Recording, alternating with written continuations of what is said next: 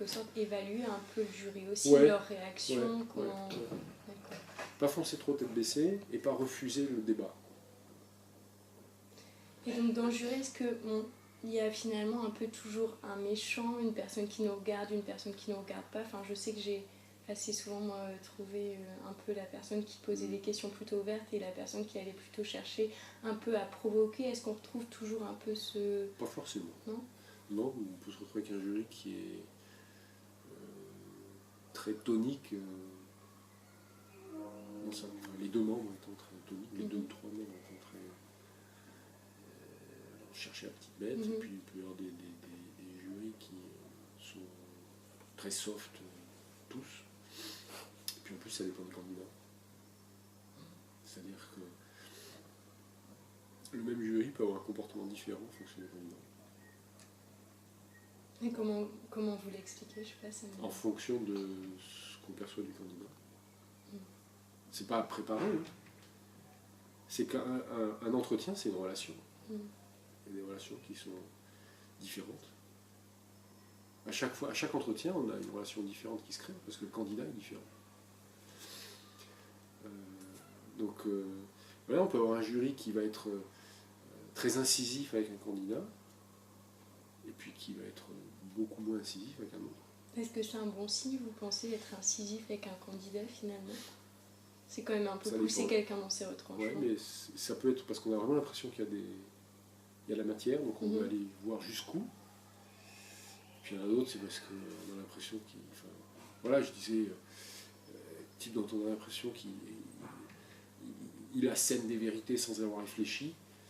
On a un peu envie de lui montrer que voilà, son truc, ça ne tient pas forcément la route, quoi. On peut avoir ce sentiment-là.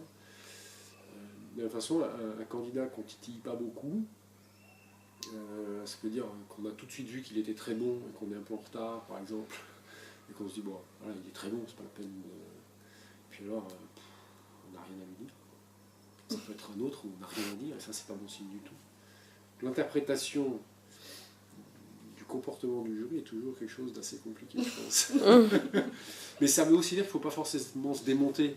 Alors, quand le jury a une réaction à laquelle on ne s'attendait pas, c'est super difficile de savoir ce que ça veut dire. Donc il ne faut pas forcément se démonter, c'est pas forcément mauvais signe. Je pense qu'il faut toujours garder sa ligne. Qu'est-ce que je veux leur dire? Qu'est-ce que je veux qu'ils comprennent de moi? Il faut tendre des perches et éviter de donner des bâtons pour se faire baffe. Voilà, c'est dire, si je reprends les noms de Charlie Hebdo, moi j'aime pas ça parce que moi je suis pour la paix. Bon, d'accord. Voilà, on va dire, bon, il est super naïf, c'est un peu court. Voilà, c'est... Quand vous discutez, vous, avec des gens que vous rencontrez, vous jaugez aussi leur profondeur, leur capacité de réflexion, est-ce qu'ils vous disent des choses intéressantes ou pas.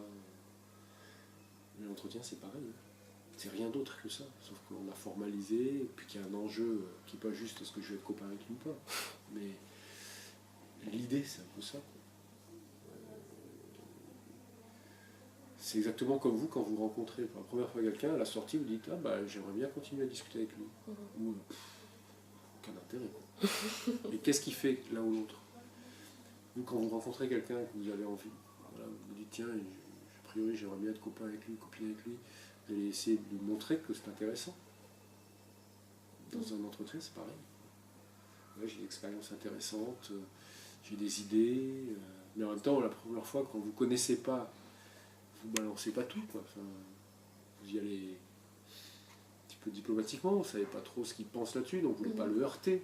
Vous dites que vous pensez des choses, mais vous ne lui rentrez pas dedans. Si jamais il ne pensait pas pareil, ça pourrait être compliqué, quoi. C'est la même chose dans l'entretien. D'accord. Et donc, on nous demande aussi souvent un mot pour la fin, une conclusion, de la même manière qu'on nous demande de présenter. Est-ce que c'est finalement assez... Est-ce que c'est une question un peu... Est-ce que vous avez quelque chose à rajouter? Est-ce que par exemple, si on dit non, je pense que je me suis assez bien présentée, ça peut pénaliser. Qu'est-ce qu'on attend de nous? Qu'est-ce qu'on attend comme mot de la fin? Ouais. Alors là-dessus, c'est toujours bien, ça c'est sûr, d'éventuellement avoir une ou deux questions. Parce que assez fréquemment, on me dit est-ce que vous avez des questions? c'est toujours pas mal d'en avoir une ou deux. En disant, bah oui, si vous permettez. Pas en avoir, ça peut vraiment donner l'impression que soit vous n'êtes pas trop intéressé à l'école, par exemple, auquel vous prétendez, ou plus tard à l'entreprise à laquelle vous prétendez. Ce qui n'est jamais forcément un très bon signe. Parce que l'autre interprétation serait de dire j'ai tellement bien potassé que je connais tout parfaitement. Mais ça, c'est pas possible. Parce que même en étant dedans, en général, on a encore des questions. Donc voilà, c'est pas mal d'avoir une question. Puis c'est aussi une façon de dire, vous savez, vous pouvez me choisir, mais moi, est-ce que je vous choisirai? Parce qu'un entretien, c'est aussi ça. Hein. C'est-à-dire que quand on fait un entretien d'embauche ou un entretien pour rentrer dans une école, on en fait plusieurs. On a des préférences. C'est-à-dire que si vous passez 5 entretiens dans 5 écoles différentes, vous avez une préférence. Vous aimeriez mieux être dans cette école que dans telle autre. Donc vous allez choisir aussi, potentiellement. Donc vous pouvez... je veux dire, c'est pas scandaleux de dire, de laisser comprendre que voilà, si vous avez le choix entre 3 écoles, il y a des critères de choix pour vous. Et donc vous pouvez vous poser des questions par rapport à ça. Moi, dans une école, il y a ça qui m'intéresse particulièrement. Chez vous, ça se passe comment? J'ai pas eu l'occasion de voir exactement. Donc, posez des questions. Je pense que ça peut être tout à fait bien. Et puis, je pense que si on vous donne le mot de conclusion, c'est reprendre, et là encore il faut l'avoir préparé, comme les questions, c'est reprendre le point essentiel de ce que vous avez envie de laisser comme trace. Voilà, comme vous l'avez bien compris, j'ai particulièrement envie de ça, ou je suis particulièrement ça. Voilà, faire telle chose, vraiment, ça serait pour moi extrêmement intéressant. Voilà, reprendre le truc, parce que c'est là-dessus qu'il reste trop. Reprendre le truc que vous avez envie de laisser vraiment. Mais ça, il faut l'avoir préparé. D'accord. Donc en fait, c'est souligner ce qui a été dit déjà, mais voilà, comme on soulignerait dans un cahier, c'est ça le truc. D'accord. Bon, pour moi, c'est bon, merci. Sauf si vous avez un mot pour la fin ou un conseil, dernier conseil de préparation. Le mot pour la fin, c'est bien préparer. Bien préparer et savoir ce que vous voulez dire. C'est-à-dire qu'à la fin, vous devez être capable de dire j'ai fait un bon entretien ou pas, parce que j'ai réussi à dire ce que je voulais dire ou pas, parce que j'ai eu l'impression qu'ils ont entendu ce que je voulais dire. Si moi, juste une petite question.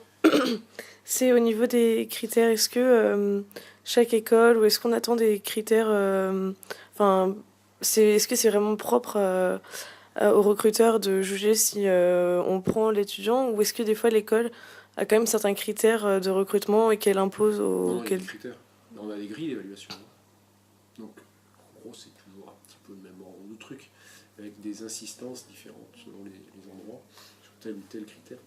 Mais non, nous, quand on note, il y a des critères. D'accord. Mais toutes les écoles font comme ça. Il y a une grille, en fait, qu'on remplit plus ou moins, mais qui indique ce qui est recherché, en particulier chez les candidats.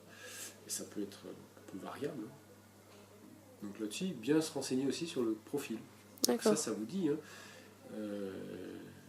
Voilà, même s'il n'y a pas des différences sans doute énormes, il peut y avoir des différences.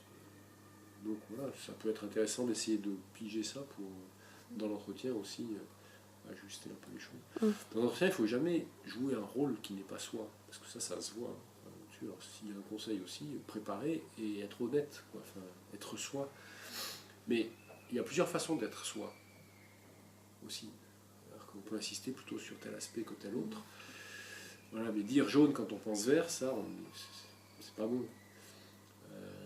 Mais dire plus, si j'aime le jaune et le vert, dire un peu plus jaune que vert, quand on pense que c'est un discours qui est plus attendu, ça fait partie aussi du jeu. Maintenant, si on ne croit pas du tout au jaune, qu'on n'est pas du tout jaune, il ne faut pas dire jaune. Ça se verra. Ok, très bien. Pour moi aussi, c'est tout, du coup. Merci beaucoup.